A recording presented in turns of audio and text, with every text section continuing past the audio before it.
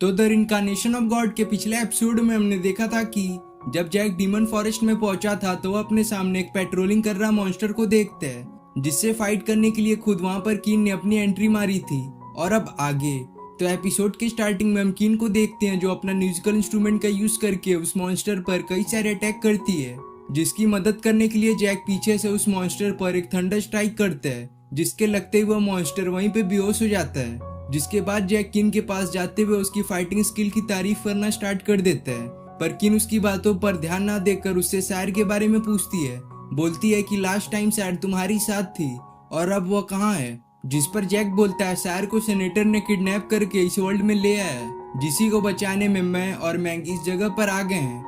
तो क्या तुमने आते वक्त मैंग को देखा? वह उस रिवर के पास उन स्प्रिट पपेट से फाइट कर रहा था। जो वह बोला ही था कि मैंग वहां अपनी एंट्री मारते हुए उस मॉन्स्टर को मार देता है जो होश में आ ही चुका था। जिसे देख जैक मैंग से उसका हालचाल पूछने लगता है, तो मैंग अपनी तारीफ करते हुए कहता है भला मैं उन स्प्रिट पपेट से कैसे हार सकता हूँ, उनसे ही मैं फाइट ना कर पाया तो लानत है मेरा शॉर्ट स्पिरिट आइलैंड का डिसाइपल होना। वैसे जैक ये छोटी लड़की कौन है? जिसे सुन जैक टिया को सबसे इंट्रोड्यूस करवाते हुए बोलता है इसी की वजह से मैं इस वर्ल्ड में अभी तक जिंदा हूँ। तो टिया मुझे बताओ कि हमें आगे किस डायरेक्शन में जाना चाहिए। जिस पर टिया उसे राइट डायरेक्शन में जाने को कहती है, पर टिया यह भी सैड न्यूज जैक के साथ शेयर करती है। बोलती है कि मैं तुम्हारे साथ यहाँ से आगे अब नहीं जा सकती, इसलिए आगे का सफर तुम्हें खुद ही तय करना पड़ेगा। जो बोलकर वह वहां से चली जाती है। जिसके जाने से जैक उदास हो जाता है तो मैंग उससे मजे लेना स्टार्ट कर देता है। बोलता है कि लगता है यहाँ कोई किसी को मिस कर रहा है।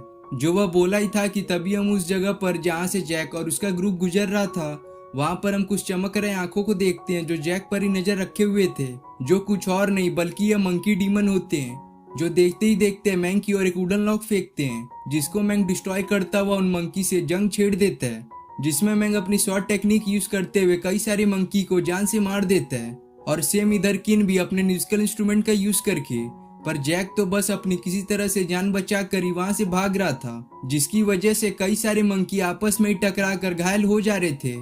जिन सब मंकी को सबक सिखाने के बाद मैंग डिसाइड करता है कि वह लोग अपने आगे का सफर अपने फ्लाइंग शॉट की हेल्प से करेंगे। तो जैक मैंग को बोलता है भाई मुझे लिफ्ट दे दो, मैं उन बंदरों से फाइट के दौरान बहुत थक चुका हूँ। जिसके इतने रिक्वेस्ट करने पर मैंग उसे लिफ्ट दे देता है। लेकिन जब वह लोग कुछ ही दूर पहुंचे थे तभी उनके सामने एक टोर्नेडो सा आ जाता है जिससे वह बच नहीं पाते और उसी में चले जाते हैं। जिसके बाद हम थोड़ी देर बाद का सीन देखते हैं जहाँ जब जैक को होश आता है तो वह अपने सामने सैर को देखता है, जिसे देख जैक सैर से पूछने लगता है कि क्या तुम ठीक तो हो, फाइनली तुम मुझे मिली गई। जो बोलते हुए वह सैर के काफी करीब आ जाता है, पर वो आगे कुछ कर पाता तब तक उसके नीचे की जमीन ही खिसक जाती है और वह कहीं और आ जाता है, जिससे हमें पता चलता है कि यह सब बस एक इल्यूजन था। और जिस जगह पर जैक अभी गिरा रहता है उस जगह पर पहले से ही किन मौजूद थी जो जैक को बेहोश करके आगे बढ़ जाती है। जिसके बाद जैक को अपने माइंड वर्ल्ड में होश आता है जो अपने सामने उस कैट पांडा को देखते है जिसकी हालत बिल्कुल भी ठीक नहीं होती है। जिसका कारण यह था कि जब पिछली बार जैक ने उस वैम्पायर के फाइट के दौरान अपनी डिमोनिक पावर का यूज किया था तब उसके माइंड वर्ल्ड में तूफान सा आ गया था, जो हर बार होता है जब भी जैक अपने हिडन डिमोनिक पावर का यूज करता है। जिन्हीं सब में कैट पांडा थोड़ा इंजर्ड हो गया था, पर ज्यादा घबराने की बात नहीं होती है क्योंकि जैक के थोड़ी देर जगाने पर वह कैट पांडा होश में आ जाता है। जो होश में आते ही वहां के रखे वाइन को पीने लगता है। तो जैक कैट पांडा से बोलता है मुझे एक बात नहीं समझ में आ रही कि वह लेडी मुझे लॉर्ड क्यों कह रही थी और उन लोगों से तुम्हारा क्या कनेक्शन है। जिस पर कैट पांडा भाव खाते हुए बोलता है वह स्टोरी बहुत लंबी है जिसे अगर मैं तुम्हें सुनाने बैठ गया तो तुम बोर हो जाओगे। और रही बात कि वह लोग मुझे पाना क्यों चाहते हैं, तो उसका आंसर यह है कि मैं इतना हैंडसम जो हूँ।